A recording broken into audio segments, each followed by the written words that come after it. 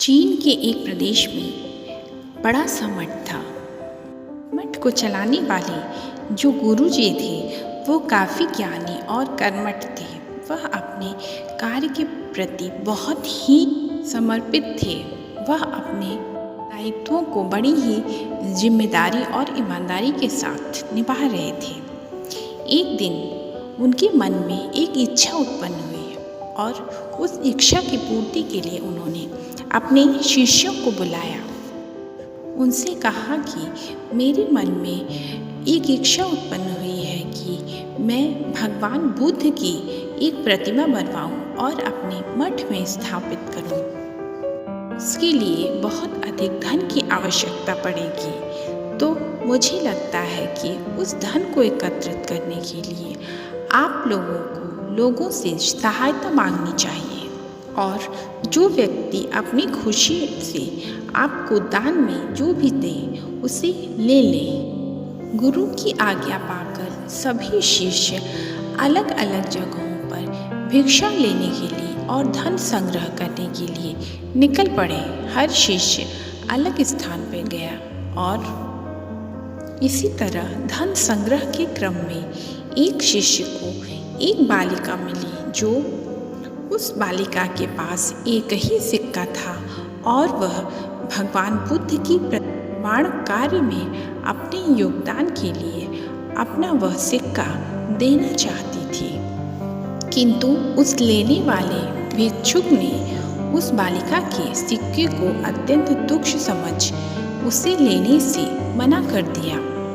कुछ दिनों पश्चात जब सभी शिष्यों ने काफ़ी धनराशि इकट्ठे कर ली तो वह सारे वापस मठ में आए और भगवान बुद्ध की प्रतिमा के निर्माण का कार्य शुरू हो गया।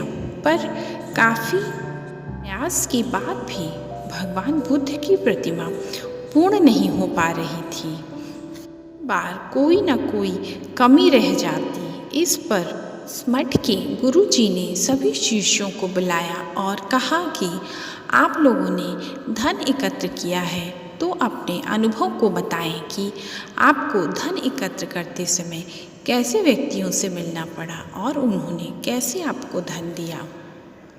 बारी बारी सभी शिष्यों ने अपने अनुभव को सुनाया और धन एकत्र करने के विषय में बताया।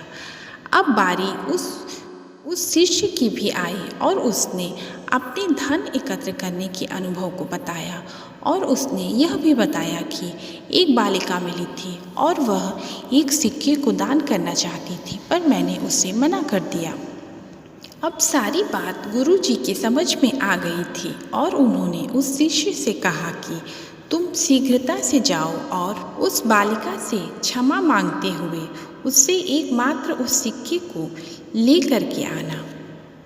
शिष्य गया और उस बालिका से क्षमा मांग के आदरपूर्वक उस सिक्के को ले करके आया और उस सिक्के को अन्य धातुओं के साथ मिलाकर जो मिश्रण तैयार किया गया और उससे बड़ी ही सुंदर भगवान बुद्ध की प्रतिमा बनी। यह कहानी हमें यह बताती है कि कोई भी चीज़ छोटी नहीं होती है, हर व्यक्ति का महत्व अलग होता है। यदि आप दान देने की इच्छा रखते हैं तो उसमें ज़्यादा या कम कोई चीज़ नहीं होती है।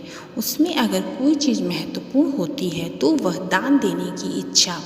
आपका दिया हुआ चीज़ चाहे वह छोटा ही क्यों न हो, पर यदि वह मन से दिया जाता है तो वह बिना मन के दिए हुए वस्तुओं से कई गुना ज़्यादा होता है।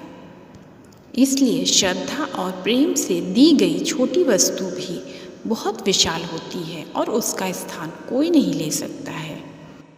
दान के लिए मनुष्य का मन होना चाहिए, दान की इच्छा होनी चाहिए, न कि वह किस मात्रा में दिया गया है, यह महत्वपूर्ण है। इन्हीं बातों के साथ हमेशा हंसते रहें, मुस्कुराते रहें और आपको ये वीडियो अच्छा लगा हो तो प्लीज़ लाइक करें, शेयर करें और सब्सक्राइब करें। Thank you.